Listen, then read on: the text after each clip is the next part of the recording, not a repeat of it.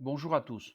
Dans cette vidéo, nous allons faire un rappel général sur le système endocrine et les glandes endocrines à travers un schéma heuristique mind mapping, zihin haritalama.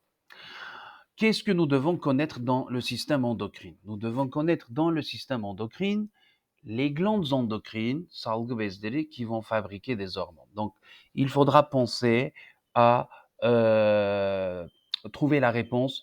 Quelles sont les glandes endocrines qui existent dans le corps et si possible, où est-ce qu'on les trouve? Donc, ça peut être la glande thyroïde, ça peut être pancréas, ça peut être les glandes surrénales, ça peut être les testicules et les ovaires chez l'homme et chez la femme. Et deuxième mot-clé sur ce schéma heuristique, mind mapping, eh bien, vous connaissez le nom des glandes endocrines qui sont au nombre de 6 ou 7. Quelles sont les hormones qui sont fabriquées par ces glandes endocrines? Je pense qu'il y a à peu près une vingtaine d'hormones qu'il faudra connaître et savoir faire la correspondance, quelles hormones sont sécrétées par quelle glande endocrine. Donc, dans le système endocrine, les mots-clés sont les glandes endocrines, les hormones, les petites molécules qui sont donc des messagers. Et quand nous nous intéressons aux hormones, forcément, ces hormones vont aller agir sur des organes. Il faut savoir quels sont les organes cibles. Hedef organlar. Hormonların hedef organı nedir? Quels sont les organes cibles? Donc, il faudra connaître pour chaque hormone quel est l'organe cible. Alors, parfois, il s'agit d'un seul organe cible. Parfois, nous avons des hormones qui vont aller agir sur tous les organes, sur toutes les cellules. Donc, ça sera des hormones qui vont avoir plusieurs organes cibles. Et puisque nous parlons d'organes cibles, le quatrième mot-clé, ça va être le mot récepteur. Si pour un hormone, il y a des organes cibles. Pourquoi ces organes, ce sont des organes cibles et non pas d'autres organes? C'est parce que les organes cibles possèdent des récepteurs pour l'hormone en question.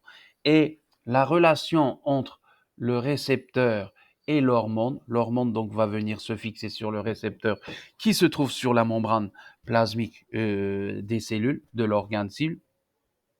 Cette relation, ça va être une relation de clé-serrure.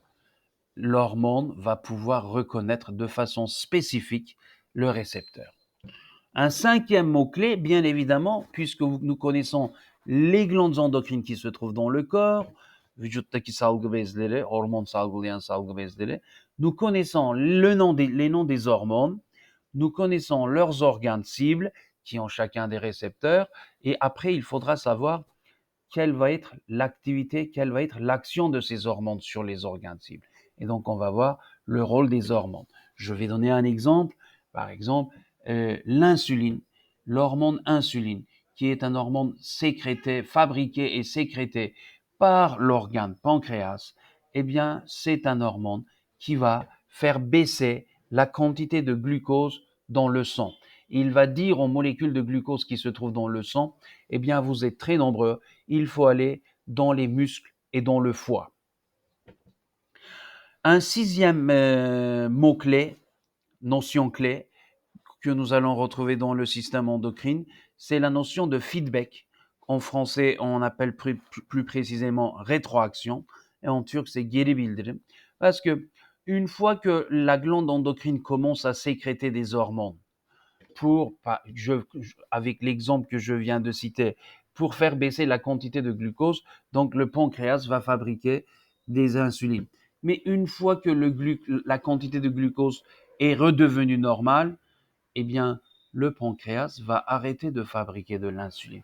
Et cette information qui va retourner, on va voir des exemples, eh bien, donc, ça sera le geri bildirim rétroaction feedback. C'est un petit peu un mécanisme qui permet la régulation de la production et de la sécrétion des hormones par les glandes endocrines. On va voir à travers des questions de test. 1, 2, 3, 4, 5. Donc, les glandes endocrines, les hormones, quels sont les organes cibles, le récepteur, le rôle des hormones, la notion de feedback. Et un petit mot quand même à propos de la nature chimique des hormones.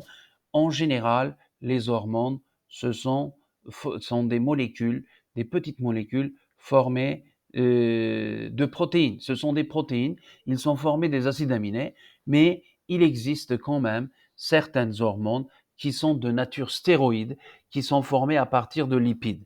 Et sachez que la grande majorité des hormones qui circulent dans le sang, les hormones circulent dans le sang, n'oubliez pas, la grande majorité des hormones qui circulent dans le sang, ils sont de nature protéique, ils sont formés des acides aminés, mais en général, les hormones sexuelles, les hormones qui sont fabriquées les testicules et les ovaires, donc les hormones qui ont un rôle dans la reproduction, et ce sont des hormones qui sont de nature stéroïde.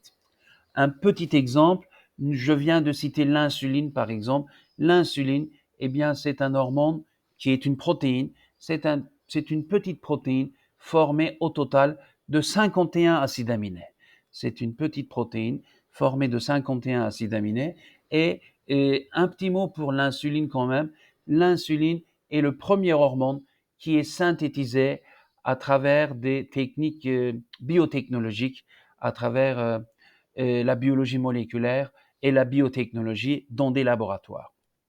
Et un dernier mot, nous allons voir une liste des glandes endocrines, quelles sont les hormones qui sont produites par ces glandes endocrines, quel va être le rôle de chacun de ces hormones et sur quels organes ils vont agir leur action, donc les organes cibles.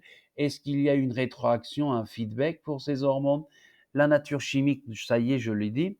Et un dernier point, il existe quand même quelques organes qui ne sont pas des glandes endocrines, mais ce sont des organes qui ont des fonctions bien particulières, mais ce sont des organes qui possèdent des cellules qui sont capables de fabriquer des hormones.